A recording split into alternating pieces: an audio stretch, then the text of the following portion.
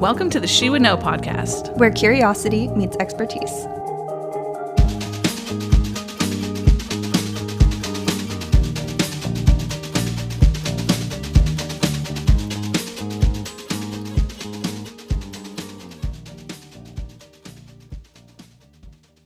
Welcome back to the She Would Know podcast. I'm Shayna.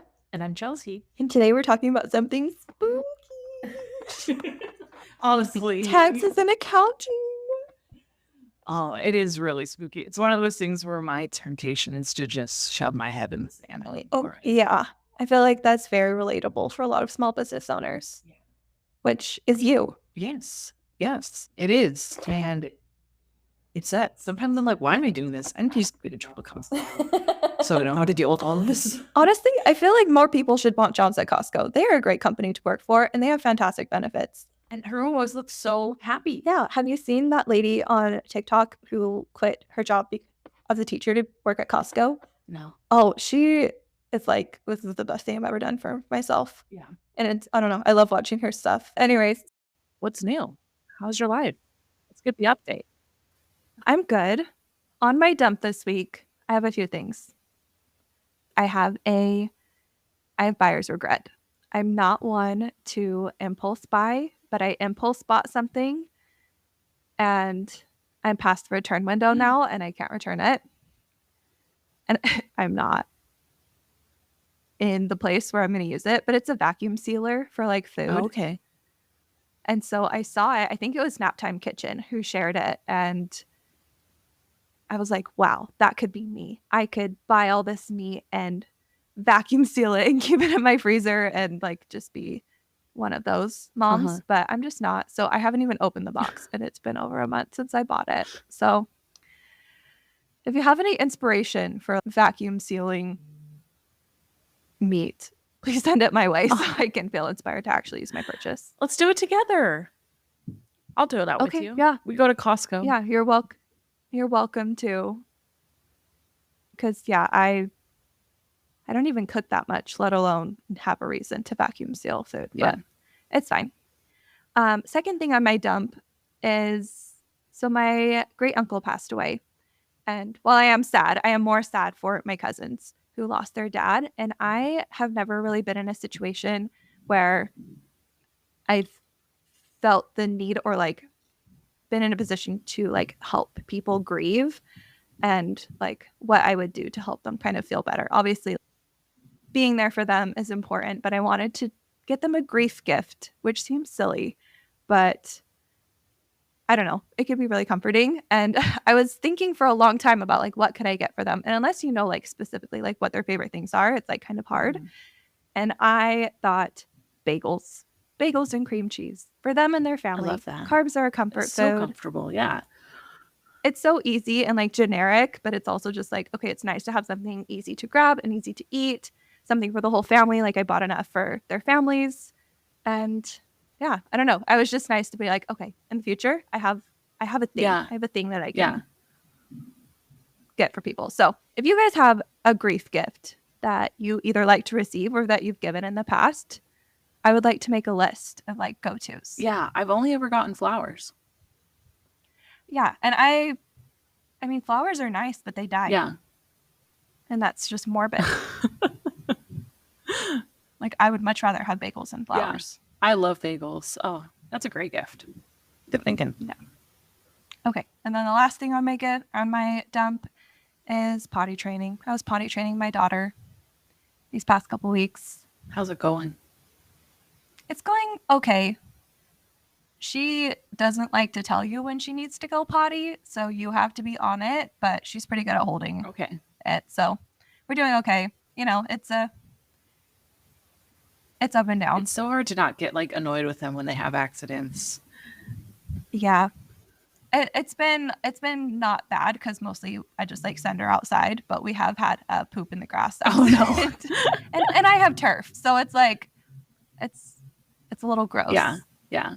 But one thing I was not expecting, or like I did not anticipate, was so when I potty trained my son, he wasn't in daycare, so it was just me and him, and obviously Brandon when he came home. But having her going to daycare and having them helping with the potty training is just like, it's such a weight off. Yeah, I loved that about when my daughter was in daycare.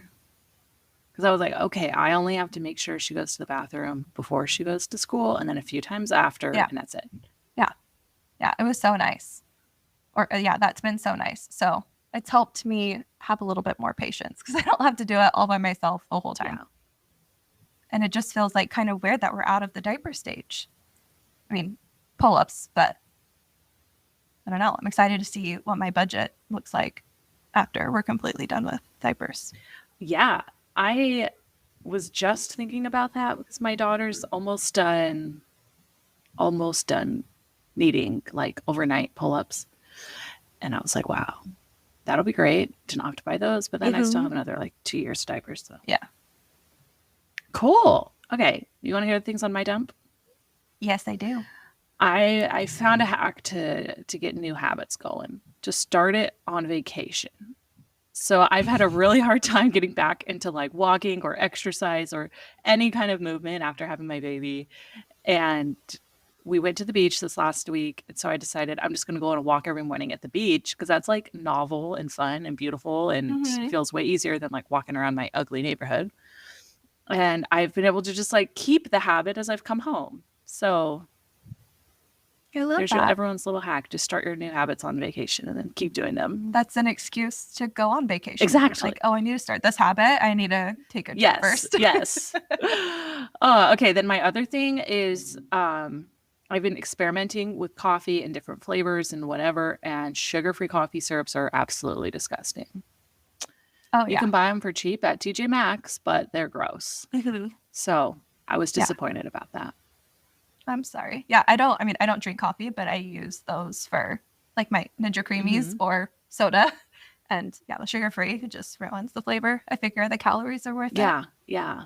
I was so sad. I got like a sugar-free pumpkin one and it's nasty. But that's a good hack to get them at TJ Maxx. Like they are so much cheaper. Yes, they are. They're like $5 or $6, $7 at TJ Maxx. On Amazon, they're like $20. So yeah. And then, okay, my last thing. This is just like such a weird quirk about me. I love feeling sunburned. Like I feel like I've trapped the sun in my skin and it feels, I don't know, it's so fun. Maybe it just reminds me of being a kid, and being an Arizona kid, you're always like out in the sun and whatever, but I have literally no qualms about being sunburned. It doesn't bother me at all. I think it's the best thing ever. I love that. Yeah, I like intentionally did not put enough sunscreen on the last day we were at the beach because I was like, I just want to take this home with me a little bit. Maybe it helps that you tan. And just like looking at our faces right now, I literally am a ghost compared to you. It's making me laugh. But as someone who doesn't tan, it's like I wish I did, but sunburns just are miserable. Yeah. Because I go back to being pale once it peels off. Oh, man. Well, that was a good dump. I like this new segment. Okay, so today we're going to be interviewing Dawn from Patton Accounting. She is incredible. I found her through, I think it was The Bad Broadcast and Meg Livingston, who runs Page, the Kindle account. So I found her through them, and I was like, yes, I want to talk to her because, I mean, obviously she's cool enough to work with Maddie and Meg. And I just wanted to learn more about her as a female accountant. So we're really excited to interview her today, and we really hope you enjoy it. But first, let's do our She Should Knows. Chelsea, what is your She Should Know for the week? Okay, this is a listener submitted She Should Know, and it's a good one and related to what we're talking about today. So you have to choose where to invest your money when you open an IRA, 401k, or an HSA. Otherwise, the money just sits there and it's the same thing. It's a savings account. I did not know that. Yeah, that is a really good one. So for those of you who don't know, so an IRA is an individual retirement account. Anyone can open one. It's not like tied to an employer. And you can contribute a certain amount to your IRA every year. I think this year it's like $6,500 or something. But then once it goes into that account, you have to invest it in different stocks, funds, ETFs, for it to actually do something. Otherwise, the money just sits there and does nothing for you. And then, yeah, for the HSA, I don't think a lot of people know this. So an HSA is a health savings account, which you can contribute to if you have a high deductible health plan. And most people just use that for medical expenses. However, you can invest the excess. So if you're not using all of that money for health-related expenses, you can invest it and then it can grow like any other investment would in the stock market.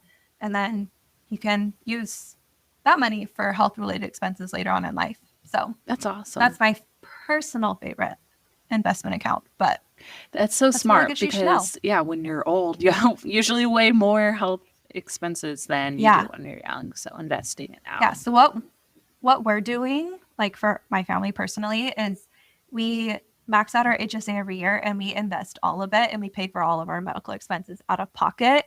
And then I save the receipts because even in 20 years, I'll be able to reimburse myself for medical expenses. Oh, clever. That I'm paying for now. So the money's growing. And then once it's grown to hopefully a few $100,000, I'll just reimburse myself for the couple $1,000s I'm spending now.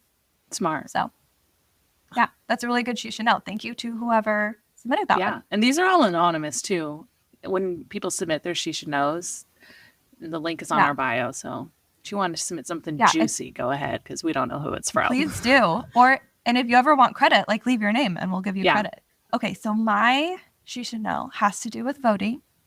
Please, please, please go vote. And I got like a little something in the mail that was like, we're going to give you an award for voting. And I was like, that's really weird.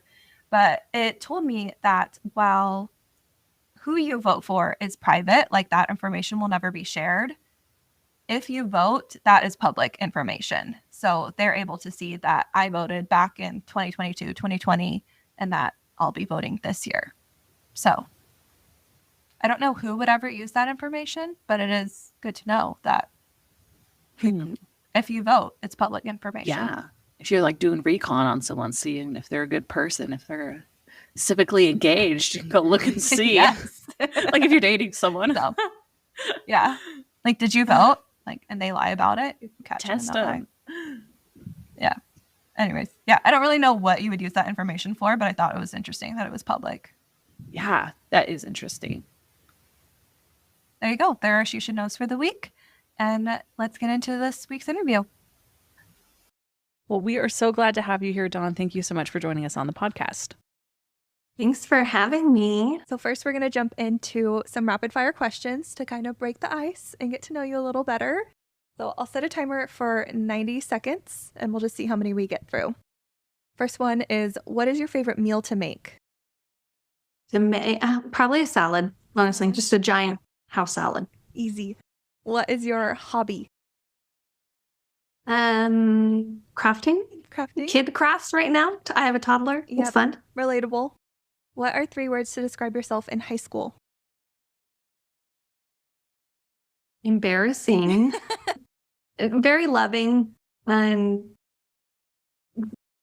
pretend shy, but I was actually outgoing. What is one item you can't live without? Item? My phone? Typical answer. Everyone has said that. What is your favorite gas station snack? Chips and chocolate. Perfect. Probably cheddar cheese chips. Some sort of chocolate. Kit Kat. Love it. Oh, that sounds delicious. All right. Well, it's good to know you a little bit better. How old is your toddler? He's 3. He's 3. Oh, so fun. My son just turned 4. Yes, and my daughter just turned 3. So we can have a play date with all these kids. We're all around the same age. It gets better. Kind of. Is 4 better than 3? Because 3 is rough. I think 4 is a little better. I'm having a fun time with Really? 3. I mean, we've got big feelings, but we're working on it. Yeah, see, I thought terrible 2s. No, 3s was awful. So I'm glad we're coming out the other side a little bit. She's in a I love mom and I hate dad phase, so I'll do anything for mom because I don't want to be with dad. And I use it to my advantage sometimes. As you should. Oh, man. See, my daughter likes dad better. She's 2.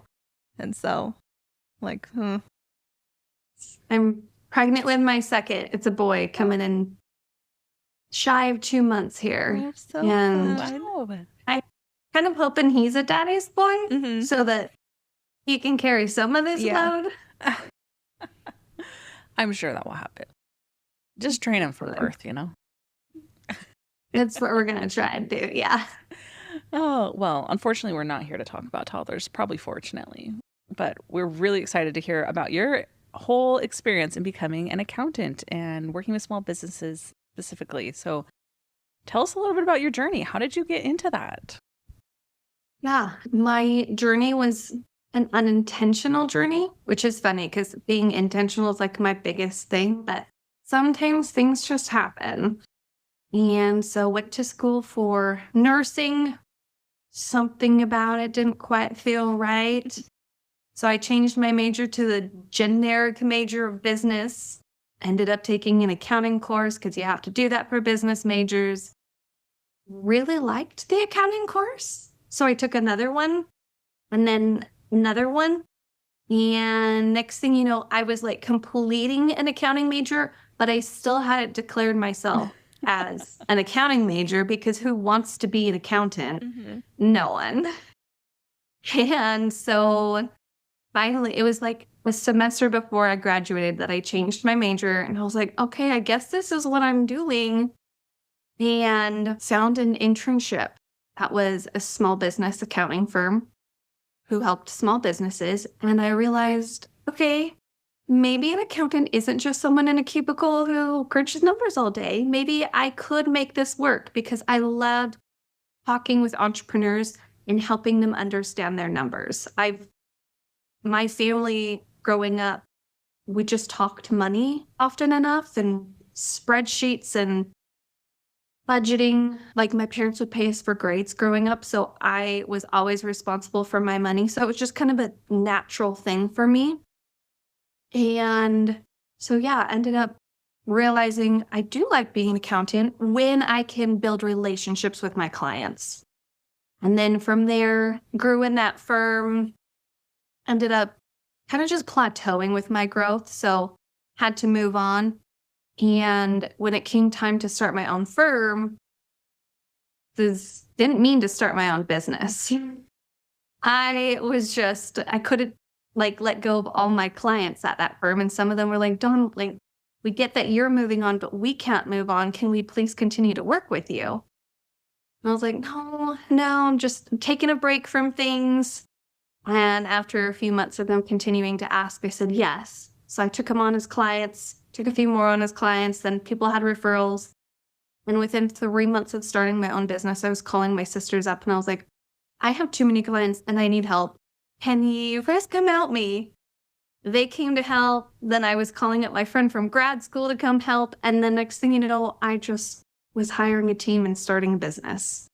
Wow. So, Okay, and you went to grad school. How did that fit into the timeline of all of that? well, that was the internship that turned into a job that I had. And as I was at that job, I was also doing grad school. And that was part of the reason that led to the burnout and plateau of that job was going to grad school full time, working full time. It was a lot. Yeah, I can imagine, especially in accounting. So, yeah, it was a lot. And I managed this firm, like worked with, it was a small firm. There were 3 of us when I first started there. When I ended there were 7 or 8 of us, but worked myself up to the management position and was getting paid the most he had ever paid someone before, which was a whopping $18 an hour. As I'm like managing his whole business, doing all the marketing, reviewing all the taxes, it was kind of ridiculous. Wow, that is ridiculous. Good for you for knowing you needed to get paid more and doing something about it. That's hard for a lot of Yeah. women to do. It is. It was hard for me. There was like this weird sense of like loyalty that I needed to stay in.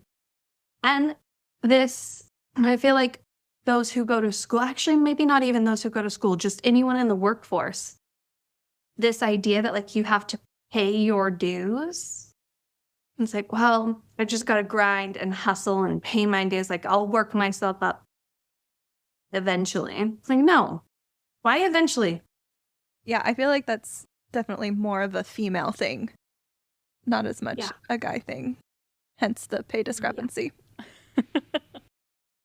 Hence that.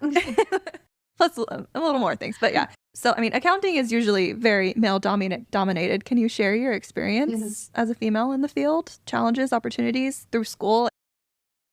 You know, I don't think that I was aware of it until it got to the point of like starting my own business. And I realized that that was actually one of the fears I had, was this imposter syndrome, because I am a young female in a world of old males. Mhm. And so why would someone trust me? And so that was a big piece of imposter syndrome I had with like putting myself out on social media and saying, I'm an accountant for small business owners. Except little did I know that that's exactly what would blow up my business, was other female entrepreneurs seeing someone just like them who's also trying their own thing. And I could be part of their team instead of them working with their parents' accountant who they have no relationship with. Mm-hmm. And who might see their venture as like a silly little business. Always. Mm-hmm. Always. The looking down, the talking over, I've worked with a lot of hairstylists. Mm-hmm. Let me tell you, those girls can get paid bang. Yeah. Okay? Like every team member I'm hired on, they're like, why did I not become a hairstylist? Why am I an accountant? Like, we picked the wrong major, people. But accountants, the old men with their briefcases, standard, stereotypical accountant, always like, okay, just a hairstylist. I'm not going to talk to you. I'm not going to advise you. It's still a career that they belittle a lot. Mm-hmm. Or I see it a lot of times when both the husband and wife have a business. The husband's business gets the attention. The wife's business is just her little hobby, just a little side hustle. Mm-hmm. Interesting. Now, when we just recently moved back to California. And so when we were selling our home in Utah, the loan process and selling the house and then moving here, doing the loan process here, buying houses, like, I'm the money person. Yeah. And they would always try and talk to him. And he's like looking at me like, yep, deer in the headlights, like, help me not look dumb, Dawn. What do I say? Yep. I'm like, just put my number down as the main contact, okay? Yeah, that was our exact situation when we bought a house. They would like ask him and then he'd be like, honey, what's our bank account? And I'm like, okay, I'll just go into your email and send everything over. Mm-hmm. It's so fun. Mm-hmm. Oh my gosh. So, okay, speaking of being a woman, how do you balance like the responsibilities of personal life, being a mom, having a toddler, and owning your business and having a successful business? Yeah. There was no balance at first in my business. I'll definitely say that. Like, let's normalize that, because I feel like for business owners, we start a business hoping it'll be this great thing. I mean, you don't start a business because you think it'll be bad, right? Like, you hope it'll be this great thing. But then you start it and you realize just how much work it is. So the first year I had a business, I did not have the baby. When did she come? She came like a year and a half into starting my business. So I had some time without having to balance that. It was just me and my husband. So normal house stuff, I don't know. I felt like that there wasn't too much to balance at that point. So I was overworking myself, definitely. And then when the kid came, I had a real big awakening and epiphany of, I've always wanted to be a mom. I've always, excuse me, but I've always wanted to be a working mom. Growing up, my mom worked, and that was just something really important to me, was for women to have their own identity and outlet outside of being a mother. And to some people, being a mother is enough of their identity and outlet. So, like, no judgment if that is someone listening here. Just for me, I knew that that wasn't the only thing I wanted. I've also felt called to work. So, trying to figure out that balance was really fun, led to a lot of cute arguments between me and my husband in the beginning of like juggling and balancing things. And for a while, it was he did all the house stuff while I did all the kid and my work stuff. But it just wasn't sustainable. And so I realized after working with a business coach and doing some mindset work, hey, as an entrepreneur, you're in charge and you write your rules. Who says you have to be working 40 hours? Who says you have to be on client calls? Who says you can't start your day at 10 o'clock because I'm not a morning person, so I don't want to start earlier than that? Who says you can't do that? So I was doing like a lot of mindset work and just rewriting those things. And nowadays it looks real different. Nowadays I work nap time hustle and then on Saturdays when my husband is home.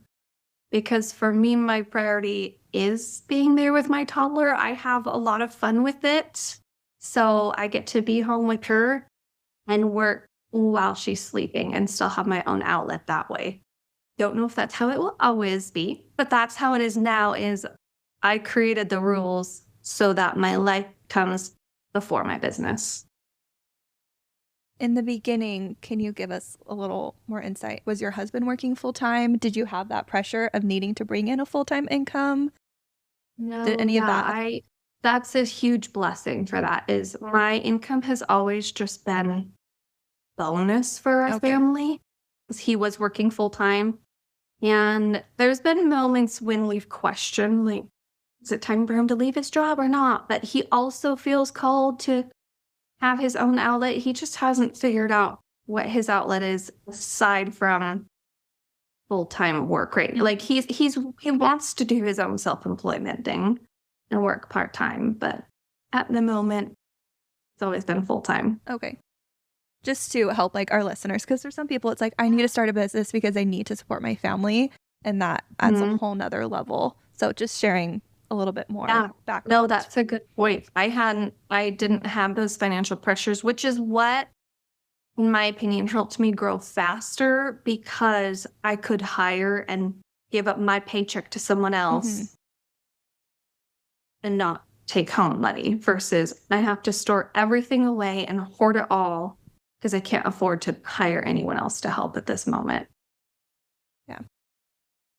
What advice would you give a woman who's just starting her own business? Bring bang. I think a lot of times we play it small and safe as women in general.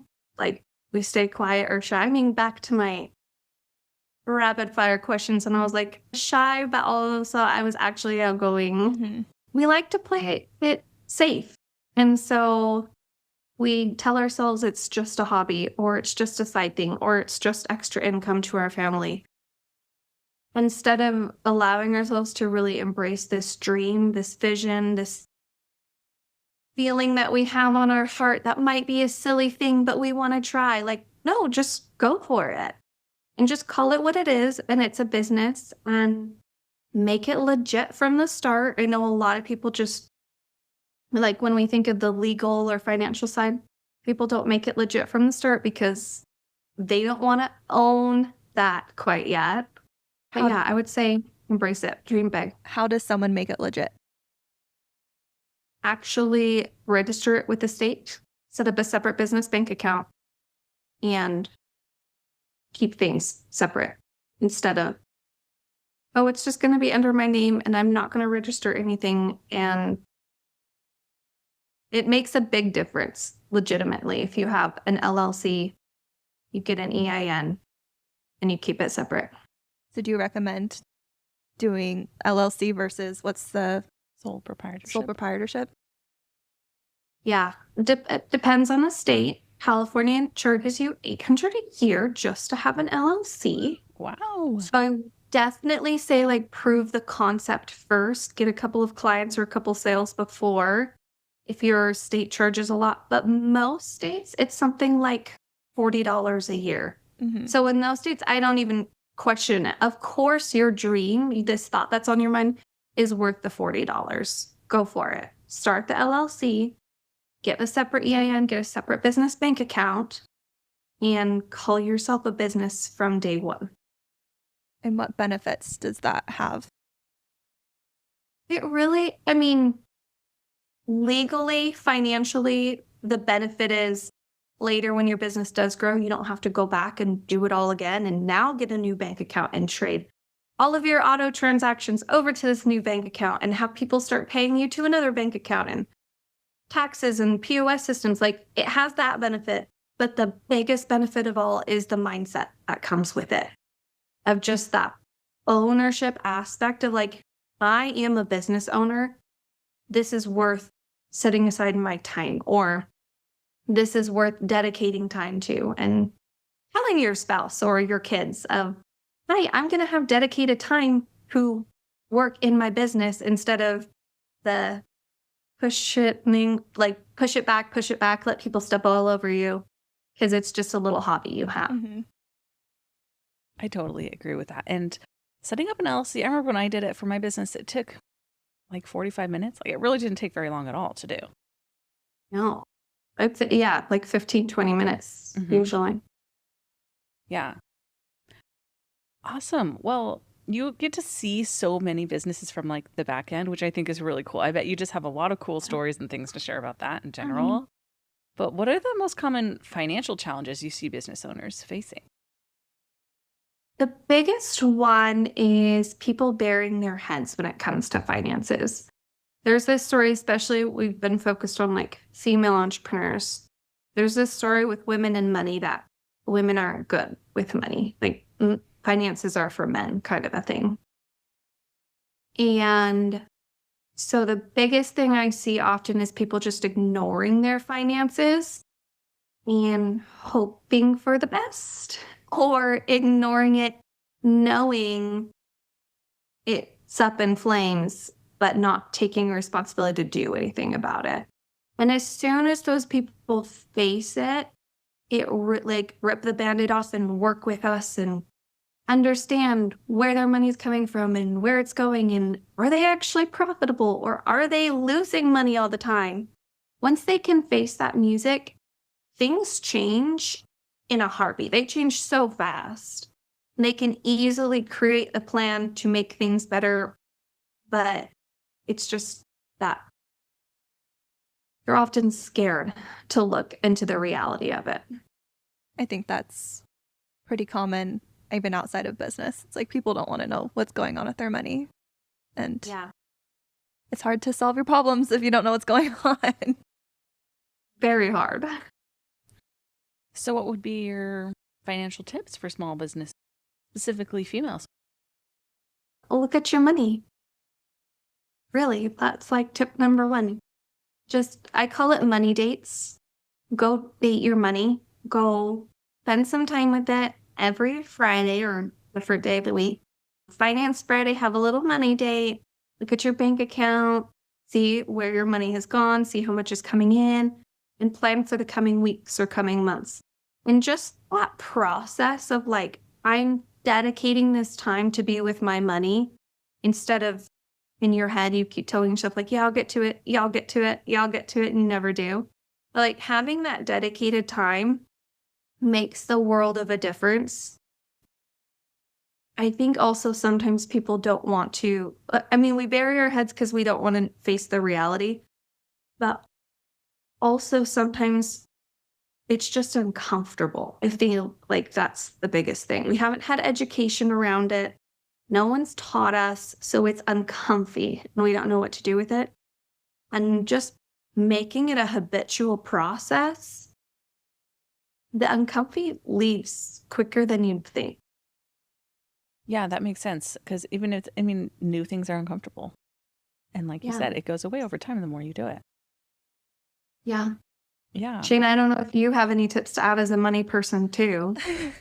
I would say kind of applied to any situation. It's like the more you know about something, the more you're able to go in and fix the problem and move forward. Yeah. Even in your personal finances, it's like, again, like what you said, mostly it's the husband takes care of the money and the woman doesn't. And the woman's just like, oh, I'm going to go shopping. And then you feel guilty about going shopping. Well, it's like, well, if you know what your financial situation is, how much debt you have, what your budget is, then you don't have to feel that guilt about spending money. And so I can see how that translates to a business where it's like, okay, I know what my budget is. I know what my income is. I know that I can invest more in my business, or I don't have to worry about not making this much money, or I know what goal I need to work towards in order to reach my whatever next milestone. Yeah. Yeah. And most of the time, at least for businesses, you can feel really good about those expenses because there's an ROI on it, a return of investment. Like you're paying someone X amount of dollars and they're making you even more than that. So anytime you're paying payroll, even though it might seem like a big number, like my payroll's $24,000 every 2 weeks right now. That is a big chunk of money. And I feel like that'd be scary for some people to pay, except I know I pay $24,000 and I get twice that from my people. So yeah, I can feel really good about that actually. And how do you not get to that point? Here, let me try to find a more, because that's a big jump, obviously. But at what point, for someone who's starting a small business, like how can they kind of justify that investment and kind of calculate what that return on investment will be? Or should they just expect that it'll take time to see that ROI? Yeah, it's going to take time and it's going to build up. But if you're looking at your numbers you'll be able to see it. So you can see like, okay, I hired this contractor and they're doing this work for me, which I'm charging my client this much money for. So here's like, it can be pretty straightforward like that. Mm-hmm. Like my client is paying me X amount of dollars. I'm paying a contractor this much. I just made X amount of money.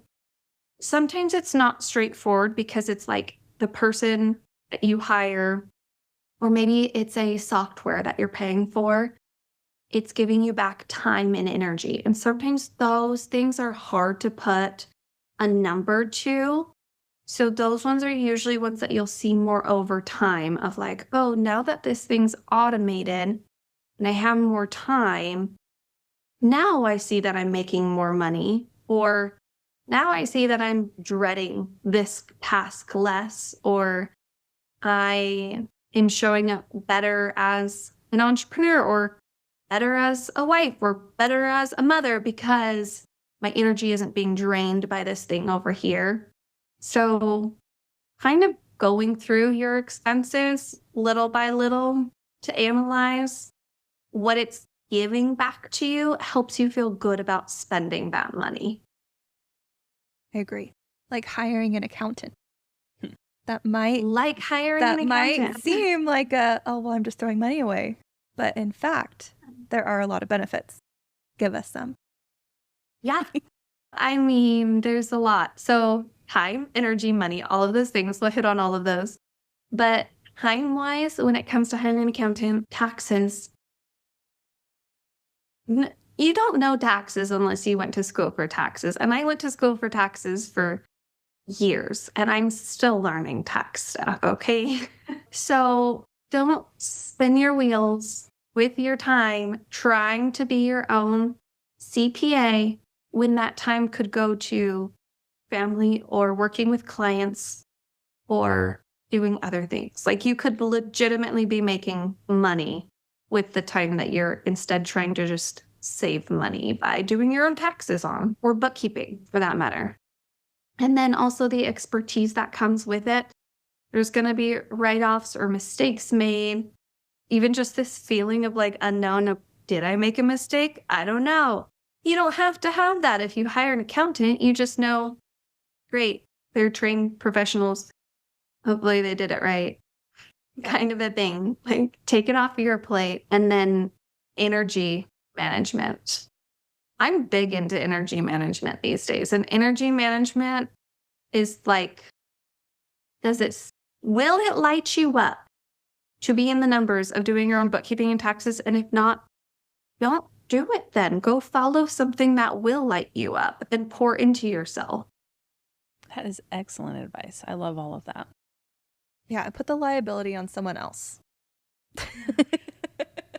As long as you give them all the information that they need, they can, take a little bit of the heat if heat comes. Totally.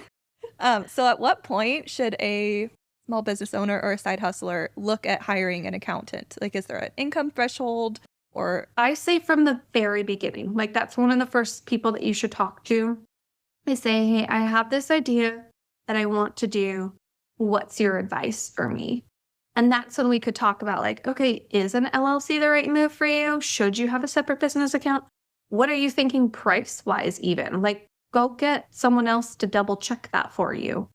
Maybe ask for a little reality check if they have other clients like you in your industry and what they've seen work well or not work well, because we accountants have worked with thousands of business owners. We very likely have worked with someone with a similar idea that you have and can give some tips about what worked well for them or what didn't.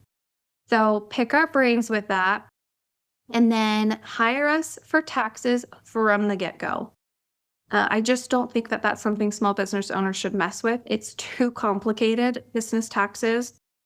And there's so much that you don't know as a new business owner that you're going to be distracted with anyway.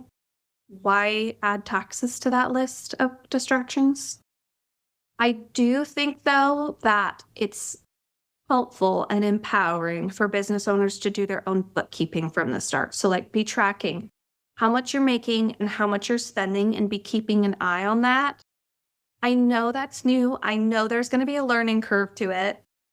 If you need it, I have a course that teaches you how to do it. But that learning curve is so worthwhile. Taxes learning curve is not, because it happens once a year and tax law changes way too often for you to care about. Yeah, but bookkeeping is just this concept of like, I'm making money, I'm spending money, where's it going? It brings so much awareness to your business. So that one, I would encourage people to do themselves from the start, unless the start of their business is already this, like, they have customers lining up at the door and they really need to be in the CEO spotlight and they can't be bootstrapping, doing their own thing. In that case, yeah, hire a bookkeeper from the start too.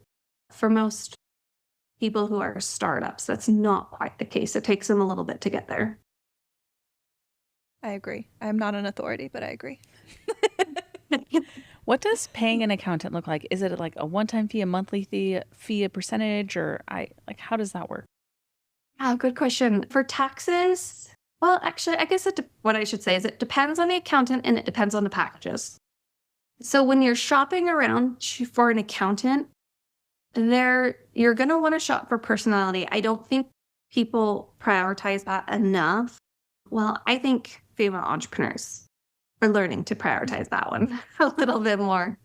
Like, we want people who we're excited to work with, So you're going to look at personality. You're going to look at skill. You're going to make sure that they understand you and your business and like talk to you in a way that you like and feel comfortable with. Someone who doesn't talk over your head, someone who doesn't put you down, someone who believes in your vision is a big one. Mm-hmm. And then also look for what packages and pricing do they have and does it fit what you can afford right now? Because pricing's all over the place. So typically I'd say though, the one time a year annual tax preparation is usually a one-time payment. And then bookkeeping is usually a monthly, maybe a quarterly thing. So that's standard, but it's going to depend on the accountant. So shop around and find someone that matches what you can afford and what you want to be paying for. Are there any red flags when looking to hire an accountant that we should look out for? Yeah, I think giving advice without understanding your business is a big one. Like, if you go talk to an accountant, sorry to throw old school accountants under the bus, but this has been a lot of the time where you walk in and you're like, hi, I have a small business. And they're like, you should be an S Corp. Do you know anything about my business? Why are you giving me advice yet? Or they say something about pricing, or again, kind of just like ignore you, like don't understand your business enough and just tell you like, okay, work with me on taxes and that's it. Well, do you know that I've sold 20,000 this month? So actually I need you for like consulting services too? Or did you fail to understand that part and you just thought I was a little nobody? So I think the biggest red flag is just an accountant who doesn't take time to ask questions and understand you. Yeah, you mentioned consulting. What kind of consulting does an accountant do for small businesses? Yeah.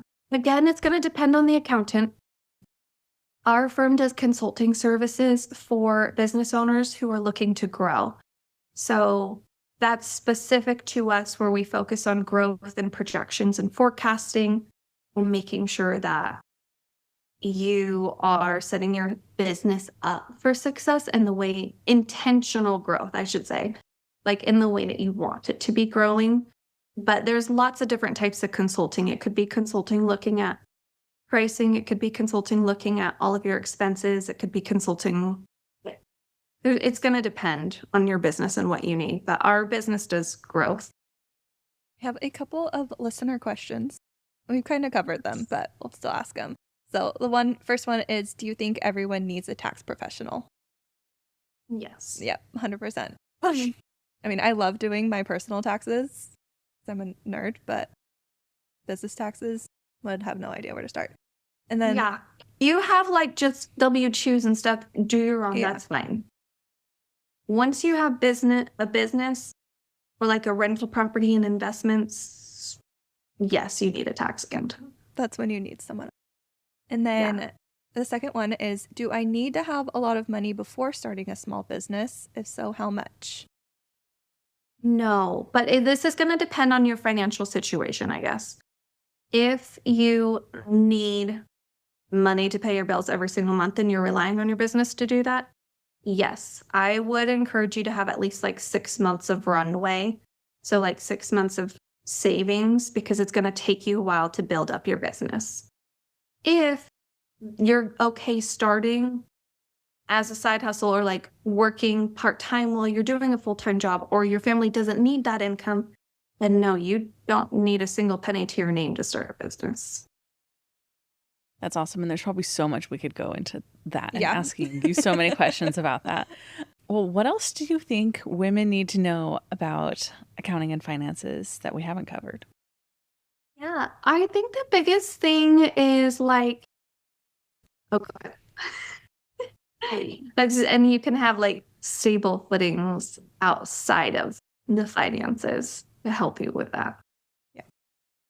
So how can hiring an accountant like yourself help entrepreneurs achieve their business goals and dreams? Yeah, we're really here to be your support. So most of the time we get behind people's visions. I can't think off the top of my head anyone who we haven't gotten behind their vision, but maybe there's been a time or two where we're like, reality check here. But we're here to like get behind your vision and show you the process of how to make this. So we can give our clients goals of, okay, if you want to pay yourself this much money, this is how much you need to be making. Or, hey, if our finances need to be here, let's really analyze our expenses. And so we're just there to kind of be your money coaches and make sure that the financial reality that you have is the financial reality that you want to have. So again, it goes back to intentions. And part of our onboarding process with all of our clients is asking like what your goals are, short-term and long-term goals, both personal and in business, to make sure that you're building a business that actually supports your life instead of not doing it intentionally. Now you have this business that you don't know what you're doing, and it seems to be this soul-sucking monster that you can't control. So We're very much intentional about what do you want from life, and then let's make sure your business supports that dream. That's so important. Like, it's Right. really helpful to have an outside perspective and kind of a reality check, especially when it comes to the finances, from someone who actually knows what they're doing. Yeah, yeah. And our hope is that most entrepreneurs, they start a business because they're like a dreamer, a visionary. And so our hope is that by taking over this masculine side of business that can distract from that thinking, dreaming, creative spot, that you can go back in that seat of, I'm here to create, or I'm here to serve my clients. Like, you do what you do best in that way to grow your business, and just let us do what we do best of supporting from the financial end of things. Man, Dawn, you're making me ready to just hire you for my own business right now. Do you? I think you Go. mentioned that you just moved to California. Is it like state specific, or do you work with anyone in the country? Oh yeah, any US based businesses we work with. So we're federally licensed. Okay. Yeah. I- All completely set up to work remote, because that was a big thing for me when starting my business. Was I just want to work from home in my pajamas. Mhm. And is your entire team remote? Yeah, they're all remote, all over the US. Mostly women, moms? They are all women right now. I cannot guarantee they will always be all women. We've hired 2 males. They just haven't panned out. But yes, we have 20 females on our team right now, all over the US. That's amazing. Mostly moms. Some grandmas. I think there's 2 younger gals on our team. They don't have kids yet, but they like being the aunties to our kids. That So is so fun. That is the dream team. it's really fun. Wow. And 20 people on your team. That means you've really grown an incredible business. That's crazy. Well, it's We not really crazy. It's have. impressive. Yeah. And they're all part-time. Work-life balance is big to me, as you've heard me say here. And it was really big in our culture of our firm to make sure that my team has the same kind of freedoms I have, with flexible schedules, putting your family first. Because in a lot of industries, but I think especially in accounting, it doesn't happen a lot. You work 60, 80 hours during tax season, and that's expected. And for me, that was a big, no, we're not doing that. We're with our families. We get to do something that we love for work, but on our own timelines. That's awesome. Yeah. And I'm sure that comes through in the care that you give to your clients, that you're not dreading or resenting your job. Exactly. Yeah, when we show up and we're like, yay, we can't wait to work with you. We love numbers. We're your nerds. Let's build a spreadsheet. Like, we actually mean all of that, because we come to work rejuvenated every day. Yep. That Yeah. is so fun. Awesome. Well, where can people find you? You mentioned you have a course. Tell everyone about that. Yes, come find me. I mean, Instagram, that's where you guys found me. Mhm, That's the place to be. So come find me there. It's at patton.accounting. And then we also have a website, pattonaccounting.net. It has all the details of our services, courses, resources. And if, like, just a disclaimer out there, but if you're looking for an accountant and we end up not being a good fit, still reach out to me and tell me what you're looking for, because I'm a coach to other accountants. So I have like a network of few hundred accountants. We'll find you a good fit. But don't be shy in asking. Like, go, you know what you're looking for, say it, and go find that person instead of just settling. That is great advice. Well, thank you so much, Dawn. It was so fun to talk to you. Yeah, you too as well. Thanks for having me. Awesome. Well, we will talk to you all next week. Thanks. Bye.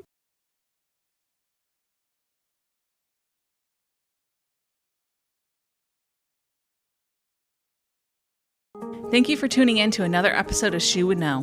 We would love to hear from you. If you have suggestions for topics and experts you would like to listen to, drop a line in the comments or connect with us on Instagram or TikTok at shewouldknow.podcast. If you'd like to support the podcast, please subscribe on Apple or Spotify and leave a review. We would like to give a special thanks to Adam Kump for our intro and outro music. And thank you for listening. Don't forget to stay curious, and we'll see you next week for a new episode.